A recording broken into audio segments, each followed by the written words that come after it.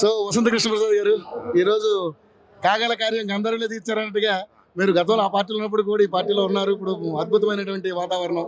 So ఏంటి, ఎలా feel అవుతున్నారు? చాలా సంతోషంగా ఉందండి. విభజింపబడిన ఆంధ్రప్రదేశ్లో అభివృద్ధి కావాలని ప్రజలు కోరుకుంటే ఆనాడు చంద్రబాబు నాయుడు గారు మొదలెట్టిన అభివృద్ధిని గత పాలకులు కొనసాగిస్తారని, ప్రజలు ఇంకా వేగంగా ముందుకు తీసుకెళ్తారని అధికారం ఇస్తే ఈరోజు 5 సంవత్సరాల్లో ఈ విధ్వంసకర పాలనలో ప్రజల నానా అవస్థల పాలయ్యి మేము కూడా ఆ బస్సు బాగా వెళ్తుంది, ఆ డ్రైవర్ బాగా తోలుతాడు అనుకొని ఎక్కాము ఆ బస్సు. కానీ చివరికి తెలిసింది ఏంటంటే ఆ డ్రైవర్ తీసిపోయి లోయలో పడేస్తాడో, గుంటలో పడేస్తాడో, గతుకుల్లో పడేస్తాడో. చివరికి తెలిసింది ఏంటంటే ఆ డ్రైవరు పనికిరాడు, ఆ బస్సు పనికిరాడు అనేది అర్థమైపోయింది. అది నాకే అర్థం కావటం కాదు, ఈ రాష్ట్ర ప్రజలకు అర్థం అవ్వబట్టే 164 సీట్లు ఇచ్చి ఈరోజు చంద్రబాబు నాయుడు గారే ఇదంతా సమర్థులు, వారితోనే సాధ్యపడుతుందని చెప్పి వారికి అవకాశం ఇచ్చారు. ఏమైనా వైఎస్ఆర్ కాంగ్రెస్ పార్టీ శ్రేణులన్నీ అర్థం చేసుకోవాల్సింది ఒకటే, ఈ బస్సు ఎల్లదు, ఈ డ్రైవర్ పనికిరాడు. కాబట్టి కొత్త బస్సు తీసుకోండి.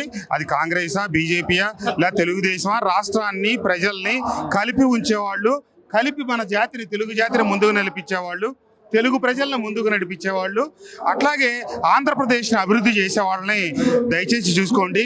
కులమనో, మతమనో, ప్రాంతమనో మనం గనక అపోహపడితే ఈ 5 ఏళ్ళు పడ్డ బాధలే ఈ రాష్ట్రం కాదు, మన బిడ్డల భవిష్యత్తు నాశనం అవుద్దని ప్రజలందరూ గమనించాలని. ఏవైనా నవ్యాంధ్రప్రదేశ్కి మూడవ ప్రమాణ స్వీకారం, చంద్రబాబు నాయుడు గారి 4వ ప్రమాణ స్వీకారం. ఆ నాయకుని నాయకత్వంలో ఆనాటి ఎన్టీ రామారావు గారు ఏ ముహూర్తాన తెలుగుదేశం పార్టీకి పునాది వేశారో తప్పకుండా అమరావతి ముందుకు పడుతుందని, నిరుద్యోగ యువతకి ఉపాధి అవకాశాలు దొరుకుతాయని, అభివృద్ధి సంక్షేమం 2గా ముందుకి తీసుకెళ్లే నాయకుడు చంద్రబాబు నాయుడు గారని వారికి ప్రమాణ స్వీకారోత్సవ సందర్భంగా శుభాకాంక్షలు. తెలుగుదేశం పార్టీకి, తెలుగు జాతి ప్రజలకి, ఆంధ్ర ప్రజలందరికీ కూడా నా శుభాకాంక్షలు, ధన్యవాదాలు. కృష్ణప్రసాద్ గారు, మీరు ఆ పార్టీలో చాలా మంచి నాయకుడిగా మంచి మెజారిటీతో గెలిచారు. అయినప్పటికీ కూడా ఎందుకో పార్టీని విభేదించారు, కారణాలు ఏంటంటే ఈ విధ్వంసకర పాలనే. నేను ఈరోజు కాదు, తెలుగుదేశం పార్టీ వైసీపీలో ఉండి అమరావతి కావాలి, అమరావతి రాజధానిగా ఉండాలని చెప్పి నేను ప్రకటించగానే బహిరంగంగా ప్రకటించిన 151 మంది ఎమ్మెల్యేలు నేను ఒక్కడే అమరావతి ఉండాలని 1కి 10 సార్లు బహిరంగంగా చెప్పిన వ్యక్తిని నేను. ఈ ప్రాంతం అభివృద్ధి చెందాలని నేను కోరుకున్నాను. జగన్మోహన్ రెడ్డి గారు యువకుడు కాబట్టి ఇంకేదో వేగంగా ముందుకు తీసుకెళ్తాడు. ఆ రోజు చంద్రబాబు నాయుడు గారు ఉమ్మడి ఆంధ్రప్రదేశ్లో ఉన్నప్పుడు చేసిన అభివృద్ధిని రాజశేఖర రెడ్డి గారు కొనసాగించినట్టు కొనసాగిస్తారని మేము ఒక దురభిప్రాయంతో ఆ బస్సు ఎక్కాం, జగన్మోహన్ రెడ్డి గారి బస్సు. తర్వాత తెలిసింది ఏంటంటే ఆ బస్సు సరిగా ఏదీ లేదని, దానికి బ్రేకులు లేవని, ఒక పార్టీ అధ్యక్షుడై ఉండి, ముఖ్యమంత్రి స్థాయిలో ఉండి, తనకంటే వయసులో పెద్దవారు, తన తండ్రికి సమకాలీకులు, 3 సార్లు ముఖ్యమంత్రిగా చేసిన వ్యక్తిని ఆయన స్వయంగా ముఖ్యమంత్రి గారు పిలిచి మాబోటాలతో నువ్వు చంద్రబాబు నాయుడు గారిని తిట్టట్లేదు, లోకేష్ని తిట్టట్లేదు, మరి నిన్ను ఎట్లా ఓన్ చేసుకుంటావు అని చెప్పారు. ఆ మాట వారు చెప్పగానే కూడా నేను బయటకు వచ్చి మీడియాకి చెప్పాను. నేను వచ్చి బయట మీడియాకి చెప్పాననే విషయాన్ని మళ్ళీ 2వ పర్యాయం స్వయంగా ముఖ్యమంత్రి గారు నా దగ్గర ప్రస్తావించారు. నేను ఎట్లా ఓన్ చేసుకుంటాను, నిన్ను ఎట్లా. మాజీ ముఖ్యమంత్రి గారింటి మీద దాడులకు వెళ్తే, తెలుగుదేశం పార్టీ కార్యాలయాలను బద్దలగొడితే, తెలుగుదేశం కార్యకర్తల నాయకుల మీద అక్రమ కేసులు బనాయించి వాళ్ళ మీద దాడులకు దిగితే, లేకపోతే అసభ్య పదయాలతో దూషిస్తేనే అధికారం అందరం ఎక్కిస్తామని చెప్పిన జగన్మోహన్ రెడ్డి గారు నన్ను పిలిచి నువ్వు ఇవన్నీ చేస్తే భవిష్యత్తులో నీకు మరింత అందరాలు ఇస్తాం, ఇప్పుడు నువ్వు మళ్ళీ పోటీ చేయి, నీకు అన్ని వనరులు సమకూరుస్తానంటే నాకు వద్దు అని చెప్పి బయటకు వచ్చిన ఏకైక ఎదుగు. నా స్థానం నాకు ఇస్తాను, అన్ని వనరులు సమకూరుస్తానంటే నేను ఎట్టి పరిస్థితిలో పోటీ చేయనని బయటకు వచ్చిన తొలి శాసనసభ్యుడిని. అలాగే నా అదృష్టం, చంద్రబాబు నాయుడు గారు కూడా నన్ను గుర్తించి నేను ఏమైతే పోటీ చేశాను నియోజకవర్గం, అదే నా సొంత నియోజకవర్గం నుంచి అవకాశం కల్పించింది నా ఒక్కడికే.